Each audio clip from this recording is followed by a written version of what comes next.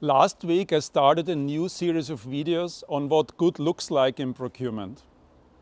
In that video I covered the importance of consciously selecting your focus in a spectrum that ranges from pure cost reduction to profitable growth. In today's video I will talk about the mandate of procurement. Let's get started. As a quick recap, let me show you the framework that I like to use for explaining what good looks like in procurement. On the horizontal axis, we have the focus of procurement. It ranges from pure cost reduction focus to focus on profitable growth.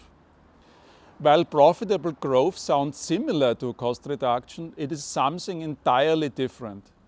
With profitable growth, procurement ensures that the company offers the right products with the right innovation from the right suppliers.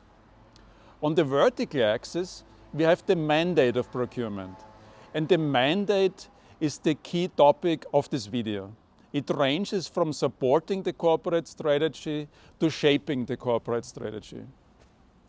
For full transparency, I have to add that there are procurement organizations that are completely disconnected from the corporate strategy, but we don't talk about those in this video. In my experience, companies in traditional industries typically reside in the lower half of this framework. If you ask me why this is the case, my answer is that it is probably tradition. 30 or 40 years ago, procurement definitely was not a glamorous place to be.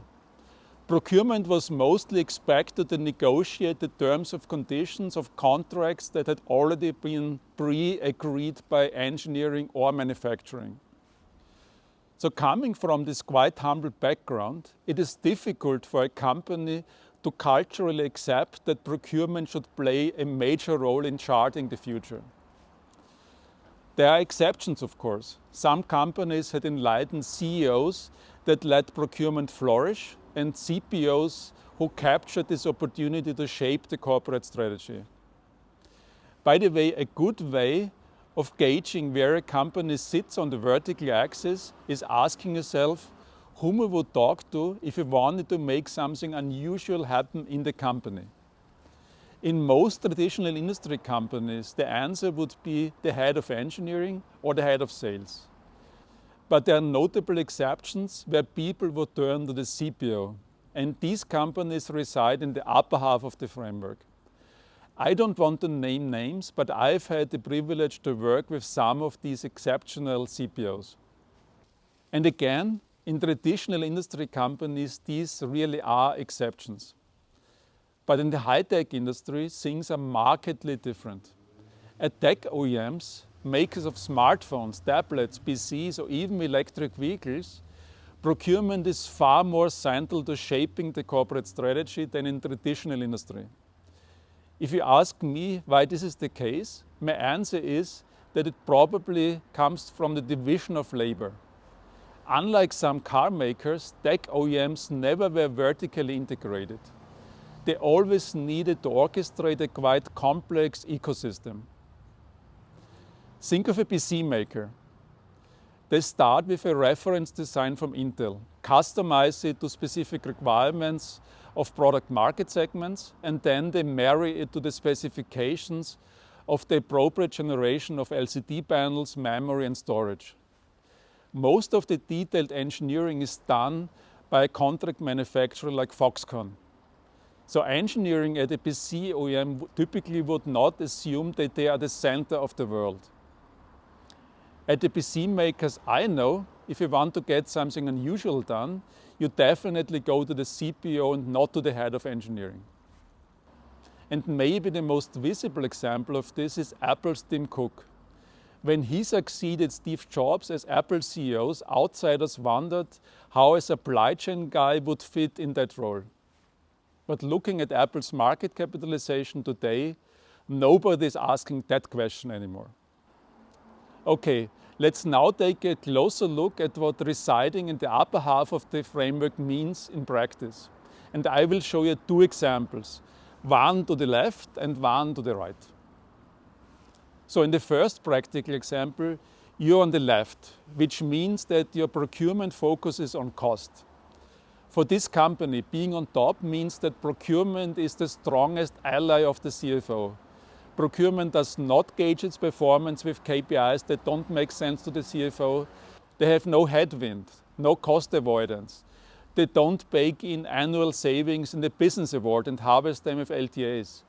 What procurement in this company does is measuring savings in a way that the CFO can measure in the P&L. They drive down costs with suppliers as vigorously and as fast as possible. They see cost savings targets as the minimum threshold and aim to overachieve. In return, the CFO grants them ample budget to hone the capabilities of their teams and to develop suppliers. In the second practical example, you're on the right, which means that your procurement focuses on profitable growth. For this company, being on top means that procurement is a partner to engineering. Partnering means encouraging engineering when they go in the right direction and bringing engineering back on track when necessary.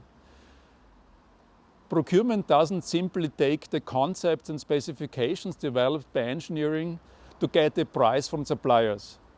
Procurement does not aid in bringing excessively complex products with myriads of variants to market. And procurement does not help engineering prolong the life of sunset technologies.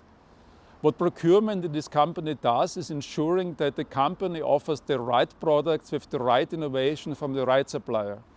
In order to achieve this, procurement is there from the very first moment engineering is thinking about a new concept and guides engineering with technology competence. Procurement also guides engineering toward developing products that can be manufactured by suppliers efficiently, utilizing minimal resources and curbing carbon emissions. Okay, now it is your turn. In the comments down below, let me know what roles your procurement plays in shaping the corporate strategy and what you believe it should be. Should you have any question, I will get back to you within 24 hours and I may even respond with a dedicated video. Thank you for watching and I see you in the next one. Bye.